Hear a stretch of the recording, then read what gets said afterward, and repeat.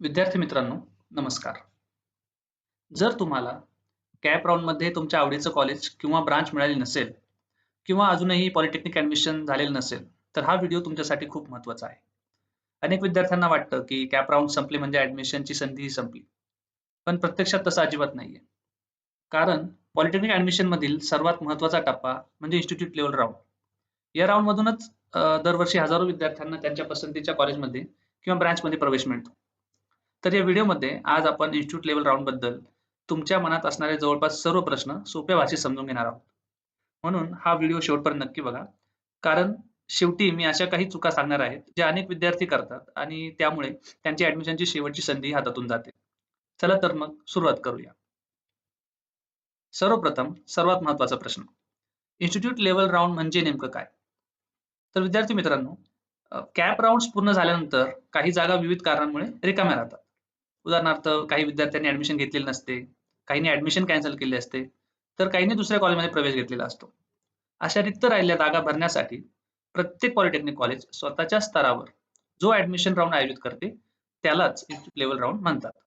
यामध्ये ॲडमिशनची प्रक्रिया संबंधित कॉलेज स्वतः राबवते.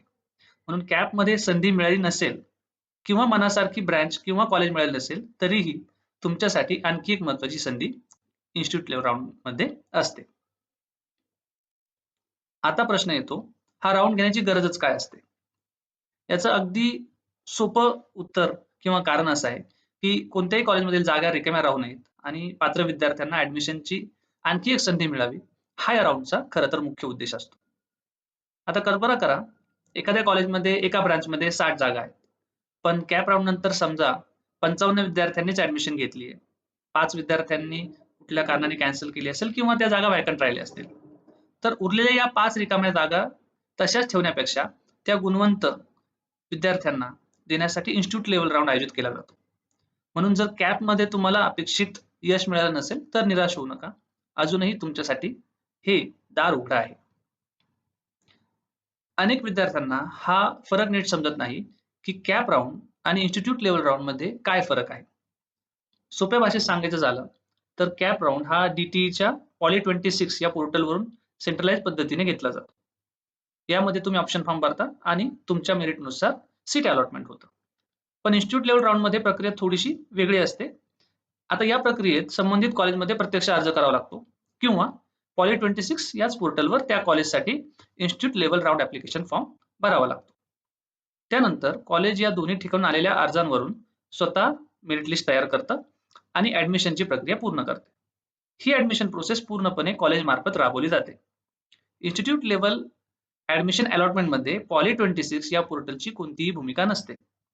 म्हणून कॅप राउंड आणि इन्स्टिट्यूट लेव्हल राउंड या दोन्ही प्रक्रिया वेगवेगळ्या आहेत. पण दोन्हीचा उद्देश मात्र एकच असतो आणि तो म्हणजे विद्यार्थ्यांना ॲडमिशन देणे. जवळपास प्रत्येक विद्यार्थी हा प्रश्न विचारतो, की इन्स्टिट्यूट लेव्हल राउंडसाठी कोण अप्लाय करू शकतो? किंवा इन्स्टिट्यूट लेव्हल राउंडसाठी नेमकं कोण पात्र असतं? जर तुम्हाला कॅप राउंडमध्ये कुठेही ॲडमिशन मिळालेली नसेल किंवा ॲडमिशन मिळाली होती, परंतु तुम्ही ती कन्फर्म केली नसेल किंवा ॲडमिशन तुम्ही घेतली आहे, पण तुम्हाला त्यापेक्षा चांगलं कॉलेज किंवा अधिक चांगली ब्रँच, आवडीची ब्रँच तुम्हाला हवी असेल, अशा सर्व विद्यार्थ्यांना या राउंडमध्ये सहभागी होता येतं. याशिवाय मेरिट लिस्टमध्ये नाव असलेले एलिजिबल कॅन्डिडेट्स आणि अशी काही कॅन्डिडेट्स की ज्यांनी कॅप राउंड संपल्यानंतर कॅप राउंडची मुदत म्हणजे सुरुवातीला फॉर्म भरण्याची जी मुदत दिली गेली होती, ती मुदत संपल्यानंतर फॉर्म्स भरले असतील असे विद्यार्थी जे नॉन कॅप कॅटेगरीमध्ये येतात, हे विद्यार्थीही या राउंडसाठी पात्र असतात. म्हणून मी पात्र आहे का असा प्रश्न जर तुम्हाला पडत असेल, तर बहुतांश वेळा याचं उत्तर होय हेच असू शकतं.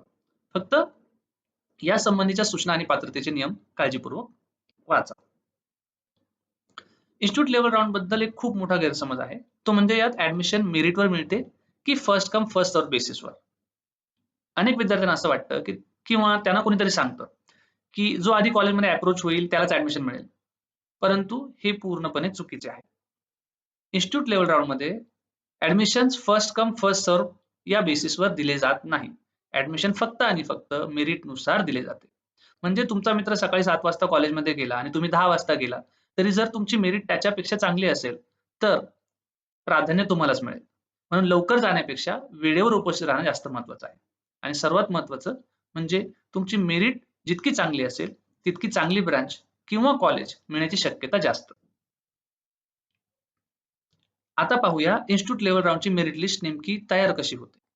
कारण ऍडमिशन जर मेरिटवरच होणार असेल तर मेरिट लिस्ट समजून घेणे खूप गरजेचं आहे. इन्स्टिट्यूट लेवल राऊंडच्या दिवशी कॉलेजने दिलेल्या वेळेत जे विद्यार्थी अर्ज करून प्रत्यक्ष उपस्थित राहतात त्यांचाच विचार केला जातो. आता यामध्ये दोन प्रकारचे विद्यार्थी असतात. पहिले म्हणजे ज्यांनी या कॉलेजमध्ये थेट इन्स्टिट्यूट लेवल राऊंडसाठी ऍप्लिकेशन फॉर्म भरलेला असतो, म्हणजे ते प्रत्यक्ष तिथे उपस्थित असतात आणि कॉलेजमध्ये मग ऑफलाईन असेल ऑनलाईन त्यावेळी जो फॉर्म कॉलेज त्यांना देईल तो भरलेला असतो. आणि दुसरे म्हणजे पॉली26 या पोर्टलवर ज्या विद्यार्थ्यांनी त्या पर्टिक्युलर कॉलेजसाठी institute level round application form भरलेला असतो. या दोनच प्रकारच्या विद्यार्थ्यांना इथे अलो केलं जातं आणि त्यांचा विचार केला जातो. पण एक गोष्ट लक्षात ठेवा, फक्त अर्ज करून उपयोग नाही. कॉलेजमध्ये प्रत्यक्ष उपस्थित राहणं अत्यंत आवश्यक आहे. कारण आता जे उपस्थित असतील त्यांचीच मेरिट लिस्ट तयार केली जाते. यानंतर ऍडमिशन ऑथॉरिटीच्या नियमानुसार आलेल्या सर्व अर्जांची मेरिट लिस्ट तयार केली जाते आणि त्याच क्रमाने विद्यार्थ्यांना ऍडमिशन दिलं जातं. आता महत्वाचा प्रश्न, मला एकाच वेळी एकापेक्षा जास्त कॉलेजमध्ये अप्लाय करता येईल का? तर या प्रश्नाचं उत्तर आहे होय, नक्कीच करता येईल. तुम्ही तुमच्या इच्छेप्रमाणे एकाच वेळी अनेक पॉलिटेक्निक कॉलेजमध्ये इन्स्टिट्यूट लेवल राऊंडसाठी अर्ज करू शकता. हे तुमच्यासाठी फायदेशीरही ठरतं. कारण जितक्या जास्त कॉलेजमध्ये अर्ज कराल तितक्या जास्त संधी तुमच्यासमोर उपलब्ध असतील. पण इथे एक अट महत्वाची आहे. वरती सांगितल्याप्रमाणे ज्या कॉलेजमध्ये अर्ज केला आहे त्या प्रत्येक कॉलेजने दिलेल्या दिवशी आणि वेळेत तुम्हाला प्रत्यक्ष उपस्थित राहावं लागेल. जर तुम्ही उपस्थित राहिला नाही तर तुमचा मेरिटचा विचार केला जाणार नाही. म्हणून जर तुम्ही एकापेक्षा जास्त कॉलेजमध्ये अप्लाय करणार असाल आणि उपस्थित राहण्याचा विचार करत असाल तर त्याचं नियोजन आधीच करून ठेवा. इन्स्टिट्यूट लेवलसाठी कोणती डॉक्युमेंट्स लागतात? ऍडमिशन मिळाल्यावर सर्वात जास्त गडबड कोणत्या गोष्टीची होती माहितीये? डॉक्युमेंट्सची. इन्स्टिट्यूट लेवल राऊंडला जाताना रिसिप्ट कम अॅक्नॉलेजमेंट वर दिलेले सर्व ओरिजिनल डॉक्युमेंट सोबत घेऊन जाणं आवश्यक आहे. जर तुमची आधीच दुसऱ्या कॉलेजमध्ये ऍडमिशन झाली असेल तर त्या कॉलेजची ऍडमिशन कन्फर्मेशन रिसिप्ट देखील सोबत ठेवा. कारण मग त्यावरून तुमचे ओरिजिनल डॉक्युमेंट्स सध्या त्या कॉलेजमध्ये जमा आहे हे स्पष्ट होतं. आता एक सल्ला, ओरिजिनल डॉक्युमेंट्स सोबत नेहमी 2 किंवा 3 झेरॉक्स सेट तयार ठेवा. काही ठिकाणी प्रवेश झालेल्या विद्यार्थ्यांचे लगेच आय कार्ड बनवण्यासाठी पासपोर्ट साईज फोटोची मागणी करतात. तर मग त्या केसमध्ये 3-4 पासपोर्ट साईज फोटो सुद्धा सोबत ठेवा. त्यामुळे ऍडमिशनच्या वेळी कुठलीही गडबड होणार नाही आणि अडचणही येणार नाही. इन्स्टिट्यूट लेवल राऊंड मध्ये अर्ज करून उपस्थित राहायचे ठरवले, पण मग आता सर्वात महत्वाचा प्रश्न, इन्स्टिट्यूट लेवल राऊंड कधी आहे हे आपल्याला कसं समजणार? यासाठी फक्त व्हॉट्सअप मेसेजेस किंवा सोशल मीडियावर अवलंबून राहू नका. अधिकृत माहिती नेहमी संबंधित कॉलेजच्या ऑफिशियल वेबसाईटवर पहा. त्याचबरोबर कॉलेजच्या नोटीस बोर्डवरही वेगळ्या सूचना लावल्या जातात, त्याही पहा. कॉलेज महत्वाच्या सूचना आणि शेड्यूल न्यूजपेपरमध्ये प्रकाशित करतात, त्यामुळे न्यूजपेपरमध्येही तुम्हाला याबाबत माहिती मिळू शकते. आणि रिजनल ऑफिसच्या ऑफिशियल वेबसाईटवर शक्यतो याचा शेड्यूल उपलब्ध असू शकतो. म्हणून रोज 2 मिनिट तरी काढून संबंधित कॉलेजची वेबसाईट आणि न्यूजपेपर तपासा. ही छोटी सवय तुम्हाला मोठी संधी मिळवून देऊ शकते. आता सर्वात महत्वाचा टप्पा, ऍडमिशन नक्की कन्फर्म कसं होतं? इन्स्टिट्यूट लेवल राऊंड मध्ये सर्वप्रथम मेरिट लिस्ट नुसार विद्यार्थ्यांना एकामागून एक बोलवलं जातं. त्यानंतर तुमची सर्व डॉक्युमेंट्स व्हेरीफाय केले जातात, जी ओरिजिनल डॉक्युमेंट्स तुम्ही आणलेले आहे. जर तुमच्या मेरिट कॅटेगरी आणि उपलब्ध वॅकंट सीट नुसार तुम्हाला हवी असलेली ब्रांच अवेलेबल असेल आणि तुम्हाला मिळत असेल आणि ती जर तुम्ही ऍक्सेप्ट करण्यास तयार असाल तर ऍडमिशन फी भरावी लागते आणि फी भरल्यानंतर तुमचं ऍडमिशन त्याच वेळी कन्फर्म केलं जातं. आता इथे एक गोष्ट लक्षात ठेवण्यासारखी आहे, जर तुम्ही यापूर्वी दुसऱ्या पॉलिटेक्निकमध्ये ऍडमिशन घेतली असेल आणि आता नवीन पॉलिटेक्निकमध्ये प्रवेश घ्यायचा असेल किंवा असं समजूयात की त्याच कॉलेजमध्ये एका ब्रांचमध्ये तुम्ही दुसऱ्या ब्रांचमध्ये प्रवेश घेत असाल तर अगोदर तुम्हाला तुमच्या लॉग इन मधून ऍडमिशन कॅन्सलेशन रिक्वेस्ट करावी लागते. परंतु लक्षात घ्या की तुमच्या लॉग इन मधून ऍडमिशन कॅन्सलेशन रिक्वेस्ट केल्याशिवाय तुम्हाला नव्याने ऍडमिशन घेता येणार नाही. हे जरी खरे असले तरी तुम्हाला प्रवेश मिळतोय हे संबंधित प्रवेश देणाऱ्या अधिकाऱ्यांनी सांगितल्यानंतरच तुमच्या लॉग इन मधून ऍडमिशन कॅन्सलेशन रिक्वेस्ट करा. आधीच ऍडमिशन कॅन्सलेशनची घाई करू नका.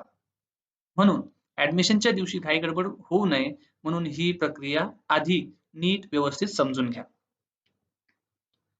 जवळजवळ प्रत्येक विद्यार्थ्याला पडणारा प्रश्न म्हणजे इन्स्टिट्यूट लेवलमध्ये कट ऑफ कमी होतो का?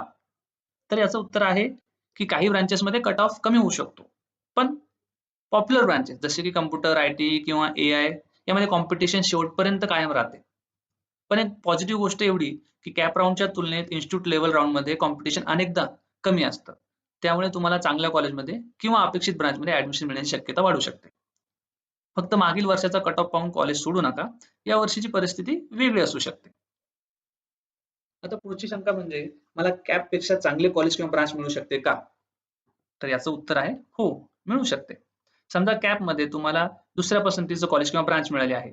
पण इन्स्टिट्यूट लेव्हल राउंडमध्ये तुमच्या आवडीच्या कॉलेजमध्ये एखादी जागा रिकामी आहे आणि तुमची मेरिट त्या जागेसाठी योग्य असेल, तर तुम्हाला त्या कॉलेजमध्ये किंवा अधिक चांगल्या ब्रांचमध्ये ॲडमिशन मिळू शकतं. म्हणून ज्यांना वाटतंय की आता काहीही बदल होणार नाही, त्यांनी हा राउंड अजिबात सोडू नये. हा राउंड अनेक विद्यार्थ्यांसाठी अपग्रेडची संधी असतो. स्पॉट राउंड आणि इन्स्टिट्यूट लेव्हल राउंड एकच आहेत का? हा खूप वेळा विचारला गेलेला प्रश्न असतो. काही जण स्पॉट राउंड म्हणतात, तर काही जण इन्स्टिट्यूट लेव्हल राउंड. मग यात फरक काय? प्रत्यक्षात बहुतांश वेळा हे दोन्ही शब्द एकाच प्रक्रियेसाठी वापरले जातात. म्हणजे तुम्ही कोणाकडून स्पॉट राउंड ऐकलं किंवा इन्स्टिट्यूट लेव्हल राउंड ऐकलं, तरी घाबरण्याचं कारण नाही. दोन्हींचा अर्थ आणि उद्देश एकच आहे. तो म्हणजे रिक्त राहिलेल्या जागांवर पात्र विद्यार्थ्यांना ॲडमिशन देणे. म्हणून नाव जरी वेगळं असलं, तरी प्रक्रिया तीच आहे. पुढचा महत्त्वाचा प्रश्न म्हणजे इन्स्टिट्यूट लेव्हल राउंडमध्ये फीस वेगळी असते का? तर याचं उत्तर आहे नाही. या राउंडमध्ये देखील शासनाने मंजूर केलेल्या फी स्ट्रक्चर प्रमाणेच फी आकारली जाते. मात्र या राउंडमध्ये सामान्यतः स्कॉलरशिप मिळत नाही. आता यात विषय असा आहे की मायनॉरिटी विद्यार्थ्यांना लागू असलेल्या काही सवलती मात्र वेगळ्या असू शकतात. त्यामुळे स्कॉलरशिप संबंधी तुम्ही संबंधित कॉलेजमध्ये नक्की चौकशी करा. आता दुसरा प्रश्न, माझी मेरिट चांगली असेल तर ॲडमिशन मला निश्चित मिळेल का? याचं उत्तर देत आहे की याची खात्री देता येत नाही. कारण ॲडमिशन फक्त मेरिटवर नाही, तर त्यावेळी उपलब्ध असलेल्या सीट्सवरही अवलंबून असतं. म्हणून चांगली मेरिट असेल तर फायदा नक्कीच आहे. पण सीट व्हॅकंट असणंही तितकंच महत्त्वाचं आहे. आता एक अतिशय महत्त्वाचा प्रश्न. समजा तुम्हाला इन्स्टिट्यूट लेव्हल राउंडमध्ये ॲडमिशन मिळाली, तर ती ॲडमिशन लगेच कन्फर्म करावी लागते का? तर याचं उत्तर आहे होय. जर तुमच्या मेरिटनुसार तुम्हाला सीट मिळाली आणि तुम्ही वेळेत रिपोर्टिंग केली नाही किंवा ॲडमिशन प्रोसेस पूर्ण केली नाही, तर ती सीट पुढील विद्यार्थ्याला दिली जाते. याचा अर्थ असा, की मी थोड्या वेळाने येतो, विचार करून सांगतो किंवा नंतर येऊन ॲडमिशन घेतो, असं इथे चालत नाही. कॉलेजने दिलेल्या सूचनांनुसार त्याच दिवशी आणि दिलेल्या वेळेस सर्व प्रक्रिया पूर्ण करावी लागते. म्हणून मी नेहमी विद्यार्थ्यांना सांगतो, की ॲडमिशनच्या दिवशी वेळेआधी कॉलेजमध्ये पोहोचा. सर्व ओरिजिनल डॉक्युमेंट्स सोबत ठेवा. आपल्याला नक्की काय हवं आहे हे आधीच ठरवून ठेवा आणि फी भरण्याची तयारी करून ठेवा. ही छोटीशी तयारी तुमची एक मोठी संधी वाचवू शकते. आता शेवटचा प्रश्न, इन्स्टिट्यूट लेव्हल राउंड किती दिवस चालतो? इन्स्टिट्यूट लेव्हल राउंड हा DTने निश्चित केलेल्या अंतिम तारखेपर्यंतच घेतला जातो. त्यानंतर कोणत्याही कॉलेजला नवीन ॲडमिशन देता येत नाही. यावर्षी म्हणजे 2026 साली इन्स्टिट्यूट लेव्हल राउंडची अंतिम तारीख 14 ऑगस्ट 2026 आहे. आय रिपीट, या वर्षीची लास्ट डेट इन्स्टिट्यूट लेव्हल राउंडसाठी किंवा कुठल्याही cut off date for admission ही 14 ऑगस्ट 2026 आहे. याचा अर्थ शेवटच्या दिवसाची वाट बघू नका. ज्या कॉलेजमध्ये तुम्हाला ॲडमिशन घ्यायची आहे, त्या कॉलेजचं शेड्यूल वेळोवेळी चेक करा आणि तशी अपॉर्च्युनिटी मिळताच उपस्थित राहा. कारण शेवटच्या क्षणी अनेक विद्यार्थ्यांची अनेक वेळा धावपळ होते आणि काही जण केवळ उशीर झाल्यामुळे चांगली मिळणारी ॲडमिशनची संधी गमावतात. आता पाहूया इन्स्टिट्यूट लेव्हल राउंडमध्ये विद्यार्थ्यांकडून नेहमी कोणत्या चुका होतात. तर पहिली चूक, फक्त एका कॉलेजवर अवलंबून राहणे. असं करू नका. शक्य असेल तितक्या चांगल्या कॉलेजमध्ये अर्ज करा. कारण दुर्दैवाने जरी तुमच्या पहिल्या पसंतीच्या कॉलेजमध्ये ॲडमिशन नाही मिळाली किंवा हवी ती ब्रांच नाही मिळाली, तरी तुमच्या हातात दुसरा ऑप्शन असतो. दुसरी चूक, कॉलेजची वेबसाईट नेहमी चेक न करणे. शेड्यूल बदलू शकतात. त्यामुळे अधिकृत वेबसाईट रोज तपासा. तिसरी चूक, ओरिजिनल डॉक्युमेंट सोबत न आणणे.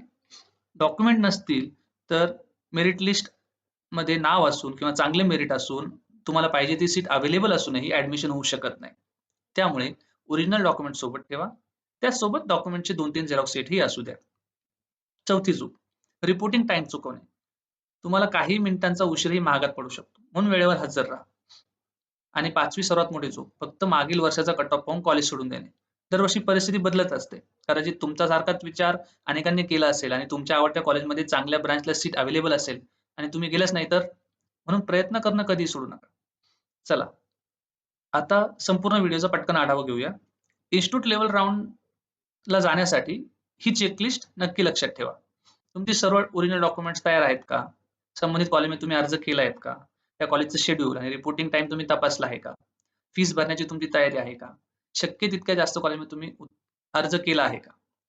या प्रश्नाची उत्तरं जर हो असतील, तर तुम्ही इन्स्टिट्यूट लेव्हल राउंडसाठी पूर्ण तयार आहात. मित्रांनो, मी आशा करतो की इन्स्टिट्यूट लेव्हल राउंडबद्दल तुमच्या मनातील जवळपास सर्व प्रश्नांची उत्तरं तुम्हाला या व्हिडिओमधून मिळाली असतील. एक गोष्ट लक्षात ठेवा, कॅप राउंडमध्ये मनासारखं कॉलेज मिळालं नाही म्हणून निराश होण्याचं कारण नाही. कारण इन्स्टिट्यूट लेव्हल राउंड ही तुमच्यासाठी अजून एक सुवर्ण संधी आहे. योग्य माहिती, योग्य आणि वेळेवर उपस्थिती तसेच आवश्यक कागदपत्रांची तयारी असेल, तर तुमच्या आवडीच्या कॉलेज किंवा ब्रांचमध्ये ॲडमिशन मिळण्याची शक्यता नक्कीच वाढते. काही प्रश्न असतील तर कमेंट्समध्ये जरूर विचारा. आम्ही शक्य तितक्या लवकर तुमच्या सर्व प्रश्नांचं उत्तर देण्याचा प्रयत्न करू. धन्यवाद.